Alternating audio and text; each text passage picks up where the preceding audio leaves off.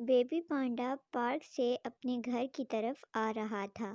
سامنے ہی اسے ایک کیوٹ سا بلی کا بچہ نظر آیا۔ بیبی پانڈا کو بلیوں سے فرینڈ شپ کرنا بہت پسند تھا۔ اس نے اپنا ہاتھ بلی کے بچے کی طرف بڑھایا تاکہ اسے پیار کر سکے، لیکن جیسے ہی اس نے بلی کو چھوا، اسے ایک زور کا کرنٹ لگا۔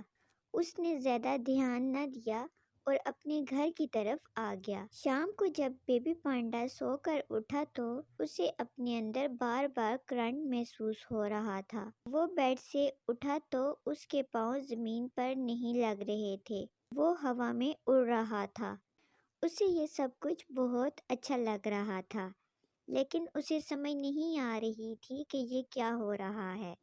اتنے میں اسے بھوک محسوس ہوئی۔ اس نے دل میں سوچا، آج تو میرا مزے مزے کی چیزیں کھانے کا دل کر رہا ہے۔ اس کے سوچتے ہی اس کے سامنے مزیدار کوکیز، بریڈ، پیسٹریز، ڈونٹس سب کچھ آ گیا۔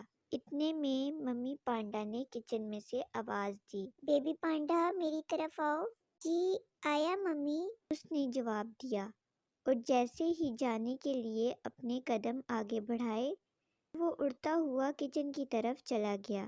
بیبی پانڈا اب سمجھ چکا تھا کہ اسے میجیکل پاورز مل چکی ہیں، لیکن کیسے، اور وہ ان کا استعمال کیسے کرے گا، یہ اسے سمجھ نہیں آ رہی تھی۔ اب بیبی پانڈا ہوا میں اڑ سکتا تھا، جہاں چاہے جا سکتا تھا، اور جو چاہے کھانے کی چیز خواہش کرتے ہی اپنے سامنے پا سکتا تھا، لیکن یہ سب کیسے ہو رہا ہے یہ وہ بالکل نہیں جانتا تھا۔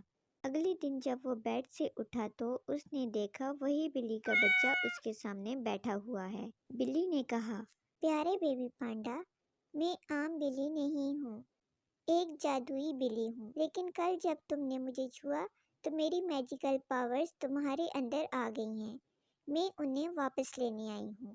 بیبی پانڈا زور سے چلایا اور دھڑام سے بیڈ سے نیچے گر گیا۔ اس کے ساتھ ہی اس کی آنکھ بھی کھل گئی۔